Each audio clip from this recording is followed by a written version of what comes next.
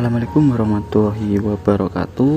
Kembali lagi ke kajian ngaji filsafat, masih di tema tentang memahami kaidah fikih, yaitu masih di kebijaksanaan Imam Malik. Kita lanjut pembahasan. Ada pelajaran menarik yang akan kita ambil dari kebijaksanaan Imam Malik, yaitu yang selanjutnya adalah tentang ketika kita memahami agama itu harus tahu batasnya, yaitu tahu batas dalam memahami agama. Jadi dalam memahami agama, kalau menurut Imam Malik itu kita harus tahu batasnya nih, karena memang dalam ilmu agama sendiri itu banyak sekali hal-hal gaib yang dimana itu tidak bisa dijangkau oleh akal manusia. Jadi hal itu cukup kita imani saja. Jadi jangan terlalu jauh nih ketika kita membahas hal tersebut.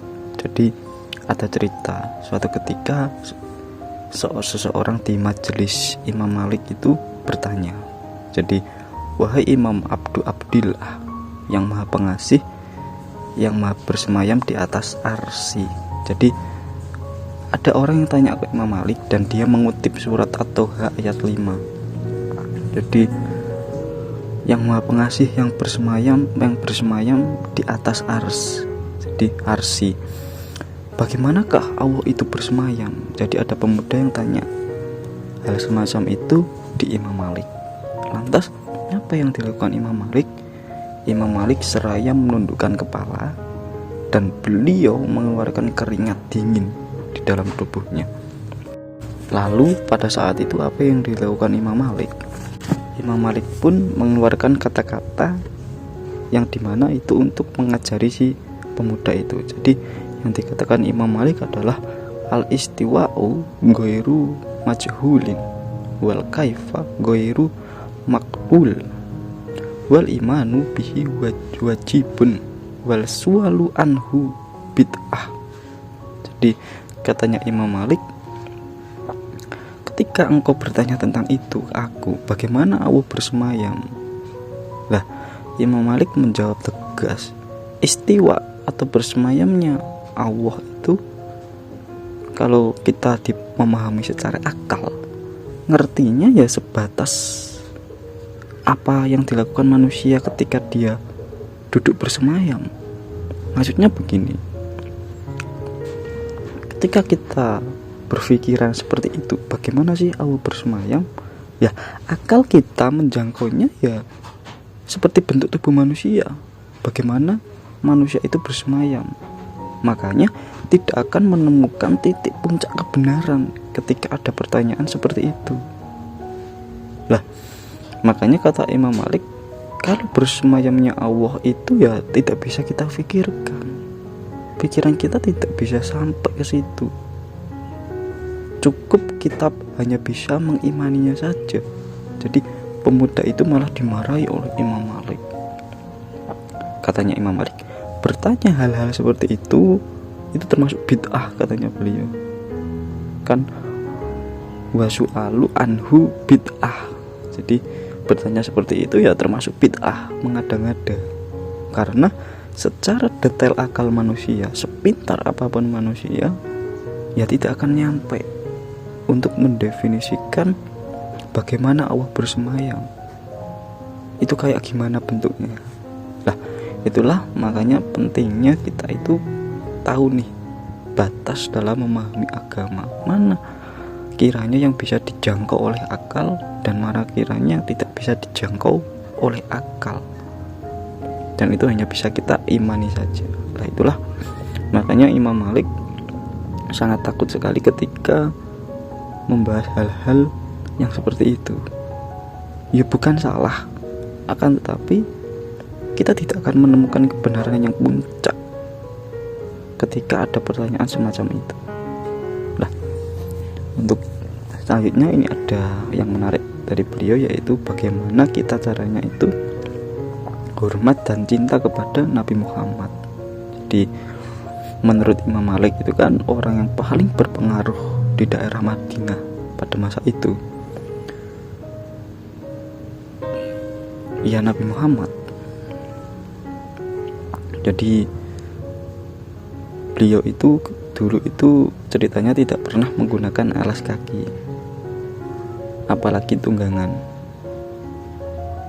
ketika beliau ada di daerah itu. Maksudnya begini, ketika beliau bertanya, kenapa harus seperti itu wahai imam, ketika ditanya oleh muridnya, beliau menjawab, saya ini malu menginjak tanah dengan alas kaki dan tunggangan, di mana yang di dalamnya itu terbaring jasad Rasulullah SAW.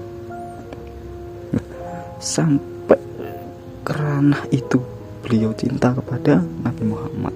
Beliau tidak mau menggunakan alas kaki atau dalam bentuk tunggangan apapun, pijakan apapun, karena beliau malu ketika menginjak tanah itu, alas kakinya atau apapun yang ada di kakinya itu bisa mencemari tanah yang di dalamnya itu terbaring jasad Rasulullah. Nah, terus suatu ketika ada Khalifah Abu Ja'far Al-Mansur itu meninggikan suara ketika berdiskusi dengan Imam Malik. Lah, Imam Malik menegur Khalifah Abu Ja'far tersebut, jadi untuk tidak meninggikan suaranya di dekat Nabi. Jadi mosok iya kita pantas suara kita tinggikan, tapi kita tahu bahwa di sini adalah daerah tempat jasadnya Nabi itu dimakamkan. Nah, ini adalah pelajaran yang luar biasa yang mungkin dianggap sepele. Nah, inilah tuntunan Imam Malik ketika bagaimana sih kita hormat dan cinta kepada Nabi, dimana nantinya itu mendatangkan bahwa Nabi Muhammad juga cinta kepada kita. Kita melakukan perbuatan dimana perbuatan itu mengundang kecintaan Nabi terhadap kita juga. Salah satunya dengan cara-cara seperti itu, contoh-contohnya. Nah, terus ada lagi, jika ada orang yang bertandang ke rumahnya, maka pelayannya akan keluar lalu menanyakan keperluan tamunya. Jika perlu tanya beberapa masalah dan fatwa, maka imam langsung keluar.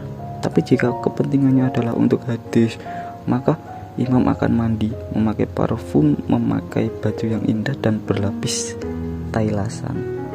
Jadi ini termasuk adab yang sangat luar biasa sekali. Jadi misalnya nih, dahulu ketika ada orang yang ingin menemui Imam Malik dan keperluannya itu tidak begitu penting atau katakanlah dalam hal urusan duniawi, itu Imam Malik tidak usah repot berdandan yang memakai wangi-wangian. Beliau tidak seperti itu.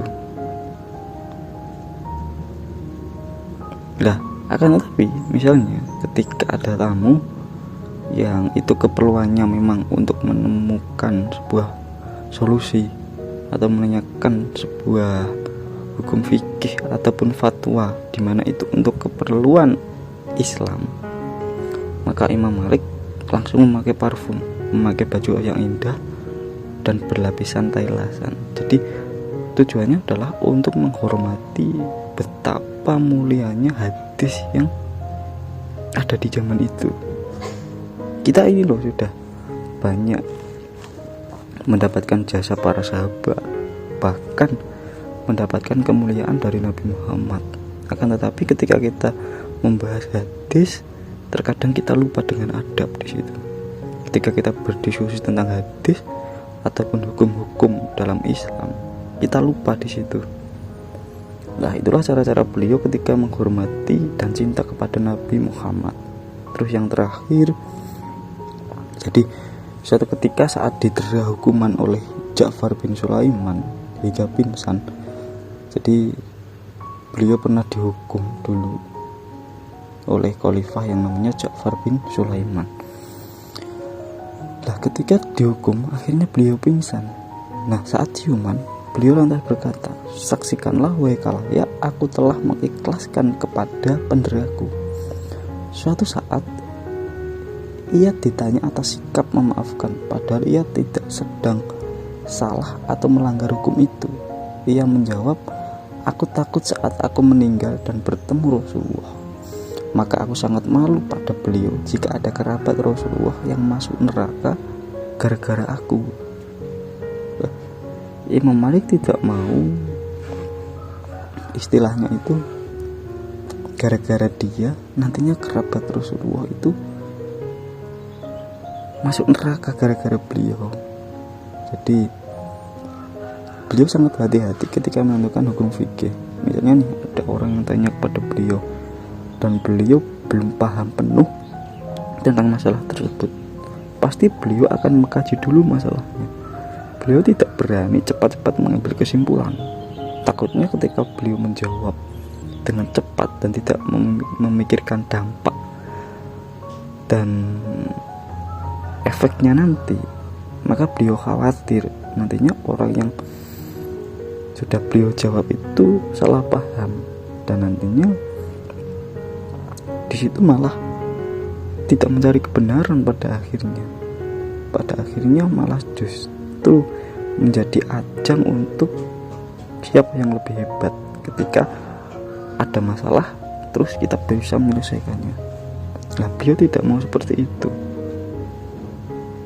Nah, itu beliau lakukan juga semata-mata karena ajaran Nabi Muhammad ya seperti itu. Ketika ada permasalahan dan bahkan ceritanya Nabi Muhammad sendiri ketika ada permasalahan dan tidak ada ayat Al-Quran yang secara tegas melarang permasalahan itu, Nabi Muhammad tidak berani mengambil sikap di situ.